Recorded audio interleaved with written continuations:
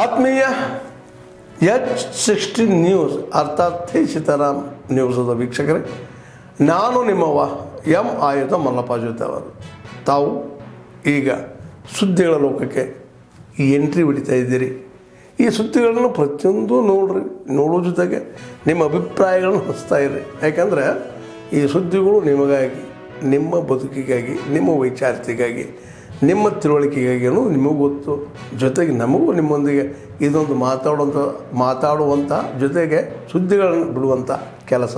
ಈ ಕೆಲಸದಲ್ಲಿ ನಾವು ನಿಮ್ಮೊಂದಿಗಿದ್ದೀವಿ ಅಂತ ಹೇಳ್ತಾ ನೋಡ್ತಾ ಇರಿ ಸುದ್ದಿಗಳನ್ನು. 8ನೇ ತಾರೀಕು ಬೆಳಗಾವಿಯಲ್ಲಿ ಅಧಿವೇಶನ ಪ್ರಾರಂಭ ಮಾಡಲಿಕ್ಕೆ ಡೇಟನ್ನು ತೀರ್ಮಾನ ಮಾಡಿದ್ವಿ.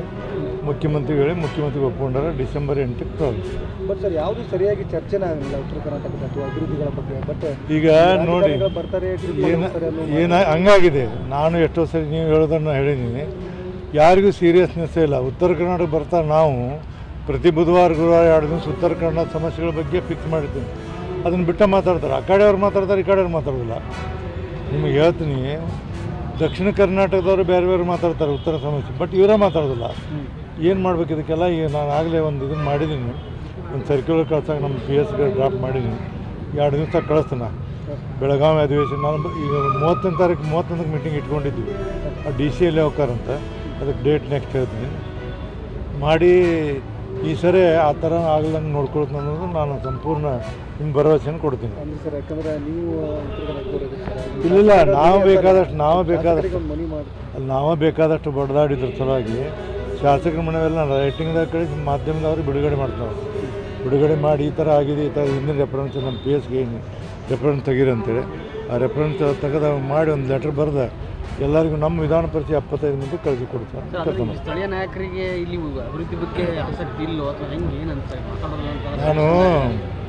ನಾನು ಹೇಳೋದು ಏನಾಗತ್ತೆ ಅಂದ್ರೆ, ನಾನು ಹೇಳಿ ನಿಮ್ಗೆ ಭಾಳ ಸರಿ ಹೇಳಿ, ನೀವು ಎಲ್ಲಿವರೆಗೆ ದುಡ್ಡು ತೊಗೊಂಡು ಓಟಕ್ಕವರು, ದುಡ್ಡು ಕೊಟ್ಟು ಓಟಕ್ಕವ್ರ ಮಠ ಪ್ರಜಾಪ್ರಭುತ್ವಕ್ಕೆ ಕೇಳೋದು ತಪ್ಪಂತ ನನಗೆ ಅನಿಸುತ್ತೆ.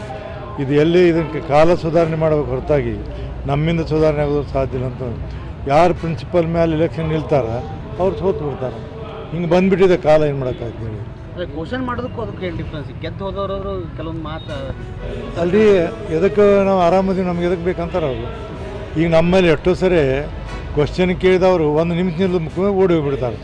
ಅದಕ್ಕೆ ನಾ ಏನು ಮಾಡೋಕತ್ತೀನಿ, ಕ್ವಶನ್ಗಳೆಲ್ಲ ಅಂಥವ್ರು ನೋಡಿ ಮಾರ್ಕ್ ಮಾಡಿ ಕೊನೆಗೆ ಕೇಳಿಸಾಕತ್ತೀನಿ ಲಾಸ್ಟಿಗೆ. ಎಲ್ಲ ಗುದ್ದಾಡ್ತೀರಿ. ಎಲ್ಲ ಏನಂದ್ರೆ ಈ ಭಾಳ ಕಟ್ಟದ ಕೆಲಸ ಇದೀವಿ. ಈಗ ನವೆಂಬರ್ ಕ್ರಾಂತಿ ಅಂತ ಹೇಳ್ತಾ ಇದ್ದಾರೆ. ಅದು ನವೆಂಬರ್ ಕ್ರಾಂತಿಯೋ ಡಿಸೆಂಬರ್ ಕ್ರಾಂತಿಯೋ, ಕ್ರಾಂತಿ ಮಾಡೋರು ಕ್ರಾಂತಿ ಮಾಡಿಸ್ಕೊಳ್ಳೋರು ಅಲ್ಲಿದ್ದಾರವರು, ಅವ್ರ ಬಗ್ಗೆ ನಾನು ಮಾತಾಡೋದಿಲ್ಲ. ಏನಿಲ್ಲ, ಕಣ್ಣಿದೆ ನೋಡ್ಕೋತ ಹೋಗೋದಷ್ಟು ನಮ್ಮ ಕೆಲಸ. ರಾಜಕಾರಣ ನಮ್ಮ ಮಾತಾಡನೆ ಸಭಾಪತಿ ಆದ್ದರಿಂದ ಇದು ಏನಂದರೆ ಯಾಕೋ ಒಟ್ಟು ನನಗೂ ಸರಿ ಅನಿಸೋದು. ದಿನನಿತ್ಯ ಮಾಧ್ಯಮದಲ್ಲಿ ಅದೇ ಆಗೋದ್ರಿಂದ ಗುರುತರವಾದಂಥ ಸಮಸ್ಯೆಗಳು, ಭಾಳ ದೊಡ್ಡದಾದ ಸಮಸ್ಯೆಗಳನ್ನು ಬಿಟ್ಟು ಇವತ್ತು ರಾಜಕಾರಣ ಬರೀ ಮುಖ್ಯ ಉದ್ಯೋಗ ಆಗೈತೆ ಅಂದ್ರೆ ನನಗೂ ಬೇಸರ ಅನಿಸ್ತೈತಿ. ನನ್ನ ವಿನಂತಿ ಏನಂದ್ರೆ, ಯಾರೇ ಇರಲಿ ಇದನ್ನು ಏನು ಇದನ್ನು ವಿನಾಕಾರಣ ಚರ್ಚೆಯನ್ನು ಮಾಡಬಾರ್ದು ಅಂತೇಳಿ ನನ್ನ ಒಂದು ಮನವಿ. ಅಲ್ಲಲ್ಲ, ಅವ್ರು ಏನಮ್ಮ, ನಾ ಏನಂತೀನಿ, ನಾನು ಇಡೀ ಕರ್ನಾಟಕದ ಜನತೆಯ ಪರವಾಗಿ ನಾ ಹೇಳೋದೇನೆಂದ್ರೆ, ಬೇಕಾದಷ್ಟು ಕೆಲಸಗಳು ಅದ್ರ ಬಗ್ಗೆ ಚರ್ಚೆ ಮಾಡಿ ಇದ್ರ ಬಗ್ಗೆ ಮಾಡಬೇಡ್ರಿ ಅಂತ ಸಭಾಪತಿಯಾಗಿ ಹೇಳೋದಷ್ಟು ನನ್ನ ಧರ್ಮ ಬೇರೆ ಹೇಳ್ತೀನಿ. ಪ್ರತಾಪ್ ಸಿಂಹ ಮತ್ತು ಪ್ರದೀಪ್ ಈಶ್ವರ್ ಪರ್ಸನಲ್ ಲೈಫ್ ತಂದೆ ತಾಯಿ ಮತ್ತು ನಿಮಗೆ ಹೇಳ್ತೀನಿ, ಮನುಷ್ಯತ್ವದ ಇದ್ದವ್ರು ಇಂಥ ಮಾತಾಡ್ತಾನೆ ಯಾರು ತಿಳ್ಕೊಬೇಕ್ರಿ. ಶಾಸಕರಾದವ್ರನ್ನ ಇನ್ನೊಬ್ರಿಗೆ ಮಾದರಿಯಾಗಿರಬೇಕು. ನಮ್ಮನ್ನು ನೋಡಿ ಈಗ ನೀವು ಸ್ಕೂಲ್ನಾಗ ಹೇಳ್ತಾರಲ್ಲ, ಮಾಸ್ತರು ಓಡಿ ಹುಚ್ಚು ಇದ್ರೆ ಏನು ಮಾಡ್ಕೈತಿ ಅಂತೇಳಿ, ಹಂಗೆ ಪರಿಸ್ಥಿತಿ ಬರ್ತೈತಿ. ಶಾಸಕರಾದಂಥವ್ರು ಏನೋ ಆಗಿರ್ತಾರೆ, ಆಕಸ್ಮಿಕವಾಗಿರ್ತಾರೆ. ಆದಾಗ ಸಮಾಜದಲ್ಲಿ ಒಳ್ಳೆ ಕೆಲಸ ಮಾಡಬೇಕನ್ನುವಂಥ ಕನಿಷ್ಠ ಸೌಜನ್ಯ ಅವ್ರಿಗಿಲ್ಲ ಅಂದ್ರೆ ಅದ್ರ ಬಗ್ಗೆ ನಾನು ಬೇಸಾಕೈತೆ. ಸರ್, ಮಿಷನ್ ವಿದ್ಯಾಕಾಶಿ ಅಂತ ಎಲ್ಲ ಮಾಡಿದ್ರು. ಧಾರವಾಡ ಡಿಸ್ಟ್ರಿಕ್ಟ್ SSLC ಒಳಗೆ ಇದಾಗ್ತಾ ಇಲ್ಲ. ಎಜುಕೇಷನ್ ಶಿಕ್ಷಣ ಕಾಶಿ ಅಂತಿತ್ತು ಸರ್, ಈಗ ಅದು ಇನ್ನೂ ಮಾತಾಡ್ತೀನಿ.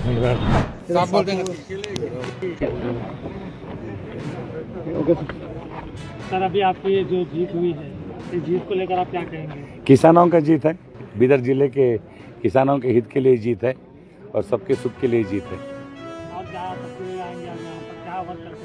आगे आने वाले दिनों में वो देख सकते हैं, जैसे गुरुपादप्पा नागमारपल्ली जी ने किए उसी तरह से उमाकांत नागमारपल्ली जी ने किए थे, उसी तरह से अच्छे काम करते जाएंगे।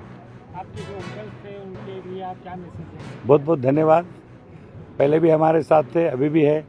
हम पहले भी हमारे पिताजी और भाई साहब उनके साथ थे, हम सब अभी भी उनके साथ हैं, आगे भी रहेंगे। सर आपने जीत चालू सर दीपावली से बीच आपका जीत जो चालू हुआ सर, इसके बारे में क्या कहेंगे सर? हाँ, ये चुनाव में मेरी पहली जीत है। सबको बहुत बहुत धन्यवाद।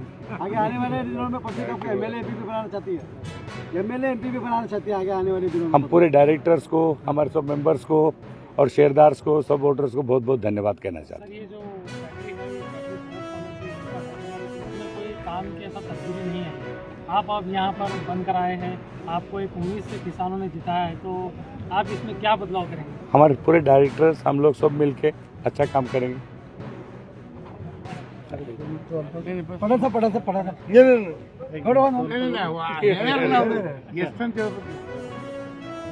सर ये जीत कर आप क्या कहेंगे? उनका नामांकन जी जीत चुके हैं और उनको जो सभी लोगों ने वोट दिया है एक भरोसे पर, तो आपका क्या ख्याल रहेगा?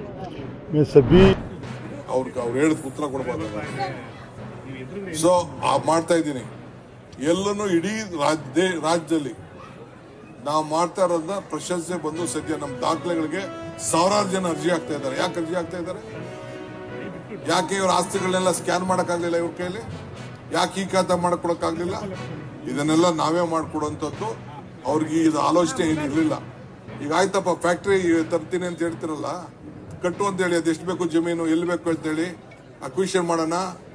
ಅವರೇ ಹೇಳಿ ಎಲ್ಲಿ ಮಾಡಲಿ ಅಂತ, ರಾಮನಗರದಲ್ಲಿ ಮಾಡ್ಲಾ, ಬಿಡದಿಲ್ ಮಾಡ್ಲಾ, ಇಲ್ಲ ಮಂಡ್ಯದಲ್ಲಿ ಮಾಡ್ಲಾ, ಅವರಲ್ಲಿ ಲಿಸ್ಟ್ ಕೊಡ್ಲಿ ಯಾವ ಇಂಥ ಜಾಗದಲ್ಲಿ ಅಕ್ವಿಷನ್ ಮಾಡ್ಕೊಡಿ ಅಂತ ಅರ್ಜಿ ಹಾಕ್ಲಿ, ಹೇಳಿ ಯಾವ ಫ್ಯಾಕ್ಟ್ರಿ ಮಾಡ್ತೀನಿ ಅಂತ. ಬರೀ ಸುಮ್ಮನೆ ಖಾಲಿ ಮಾತಾಡೋದ್ರಲ್ಲಿ ಯಾರು ಒಪ್ಪುದಿಲ್ಲ. ಇದು ಎಲ್ಲ ಬಿಡಿ, ಅದೆಲ್ಲ ಪ್ರಶ್ನೆ ಇಲ್ಲ. MLA ಏನ್ ಡ್ಯೂಟಿ ಮಾಡಬೇಕು ಮಾಡ್ತಾ ಇದ್ದಾರೆ.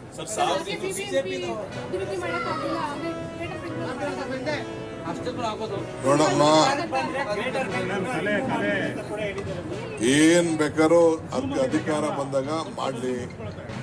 ಅವ್ರ ಹಣೆಲೂ ಬರೋದಿಲ್ಲ, ಪವರು ಬರೋದಿಲ್ಲ. ಇದೇನಿದೆ ಮುಂದುವರಿತದೆ. ಈಗ ಎಲೆಕ್ಷನ್ ನಿಲ್ಲಲ್ಲ ಅಂತ ಡಿಕ್ಲೇರ್ ಮಾಡ್ಲಿ, ಸಾಕು ನೋಡೋಣ. ಈಗ ಎಲೆಕ್ಷನ್ ಮಾಡ್ತೀವಲ್ಲ ಫೆಬ್ರವರಿಗೆ, ನಾನು ಬೇಡ, ನಾನು ಹೆಂಗೂ ಡಿಸಾಲ್ವ್ ಮಾಡ್ತೀನಿ ಅಂತ ನಿಲ್ಲದೆ ಇರ್ಲಿ ನೋಡೋಣ. ಎಲ್ಲ ರೆಡಿ ಆಯ್ತವ್ರೆ ಅವ್ರ ಕಾರ್ಯಕರ್ತರೆಲ್ಲ ನಿಂತ್ಕೊಳಕ್ಕೆ.